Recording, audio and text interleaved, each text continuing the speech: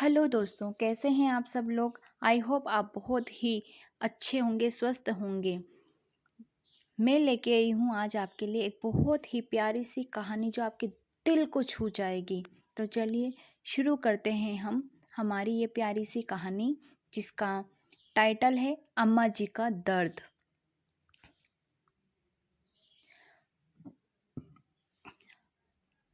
कुशल आज बहुत खुश था क्योंकि कल से उसकी छुट्टियां लग रही थी और उसके पापा ने पहले ही कह दिया था कि छुट्टियों में हम अम्मा से मिलने जाएंगे, यानी दादी जी से मिलने जाएंगे। और दादी तो हमारे सबके घर में होती है, जो बच्चों की बहुत लाडली होती है।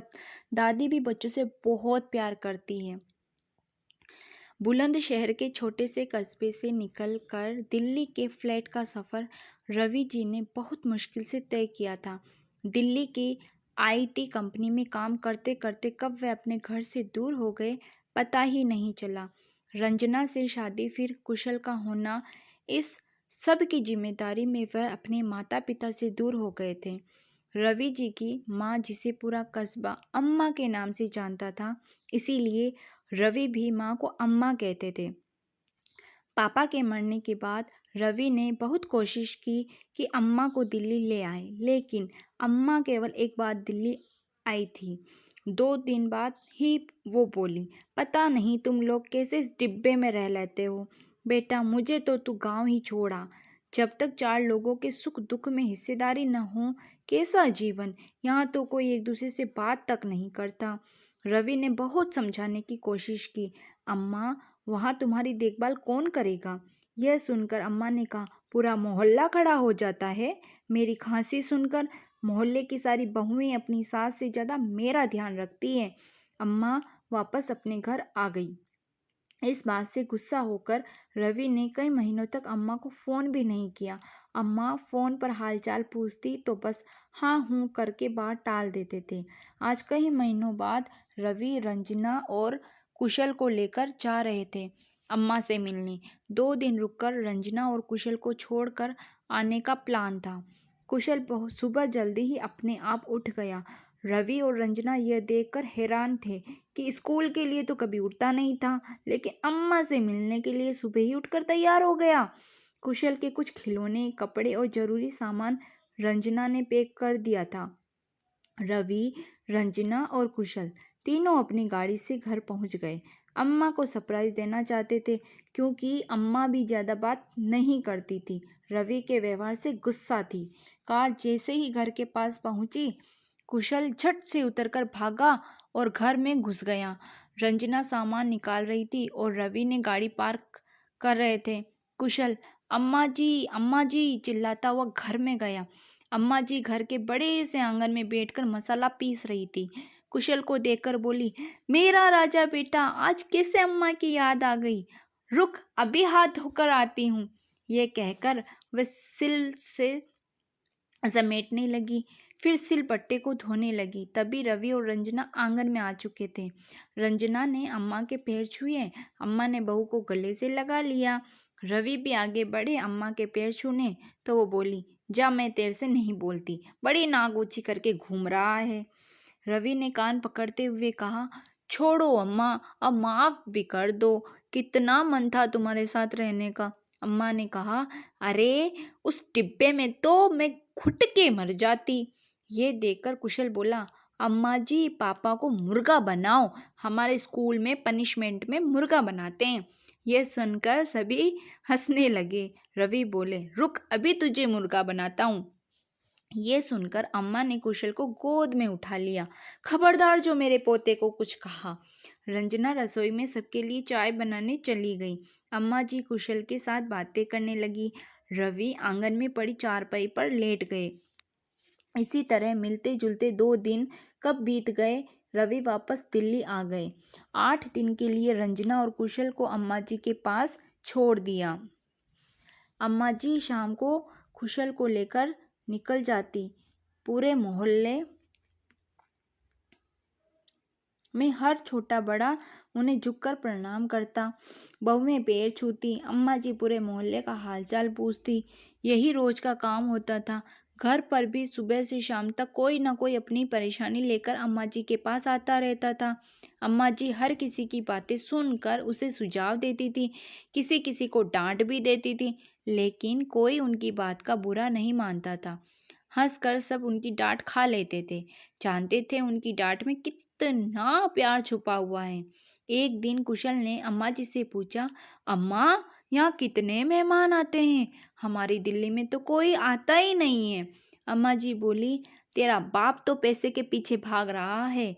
यहाँ सब कम कमाते हैं, उसमें खुश रहते हैं, एक दूसरे के सुख दुख में खड़े रहते हैं। कुशल बोला, अम्मा, क्या हम हमेशा यहाँ नहीं रह सकते? यह सुनकर अम्मा के चेहरे पर एक उदासी सी छा गई। फिर वो बोली, बेटा, ये घर तुम्हारा ही है, लेकिन तेरे बाप को कौन समझाए? कल मैं मर गई तो वो तो इसे भी बेच देगा। ये सुनकर रंजना ने कहा, अरे अम्मा जी, कैसी बात करती हो? अभी तो आपको कुशल के लिए बहू भी लानी है। कुशल बोला, अम्मा जी बताओ ना, कब लाओगी मेरे लिए बहू? अम्मा जी और रंजना दोनों हंस पड़े। फिर अम्मा जी ने कहा, चल शाम को ही तेरी बहू लाती हूँ, नहीं तो तू भी अपने बाप की तरह शहर में कोई ढूंढ लेगा। ये सुनकर कुशल बहुत खुश हुआ। चलो शाम को बहू तो मिल जाएगी। न शादी का मतलब पता, न बहू का, बस बहू चाहिए थी। 10 दिन बाद रवि दोनों को लेने के लिए आए। अम्मा जी के चेहरे पर उदासी छा गई थी। अम्मा जी बोली, अब कब आएगा? रवि ने कहा, अम्मा छुट्टियों में आते रहेंगे। ये सुनकर अम्मा की आंखों में आंसू आ गए और बोली, पर छुट्टी पर जाने से पहले आ जाना। यह सुनकर रवि बोले, अम्मा ऐसी बातें क्यों करती हो? उसके बाद तीनों वापस चले आए। अगले दिन से सब अपने काम में व्यस्त हो गए। करीब 3 महीने बाद एक दिन रवि ने कुशल को रात को जगाया, बेटा जल्दी से तैयार हो जा, अम्मा जी के पास चलना है। कुशल को कुछ समझ नहीं आ रहा था, न छुट्टी है न कोई त्योहार, फिर अचानक अम्मा के पास कैसे जा रहे हैं? रवि, रंजना और कुशल तीनों घर पहुंच जाते हैं। गली के बाहर से ही भीड़ लगी थी। कुशल ने देखा आंगन में अम्मा जी चादर ओढ़े लेटी हैं, पास में दीपक जल रहा है। रवि और रंजना दोनों रो रहे थे। कुशल अब समझ चुका था कि अम्मा जी नहीं रही। रवि की गोद में बैठा वह एकटक अम्मा जी को देख रहा था।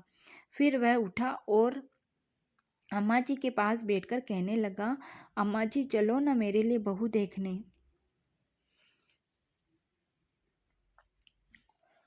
यह सुनकर रंजना जोर जोर से रोने लगी।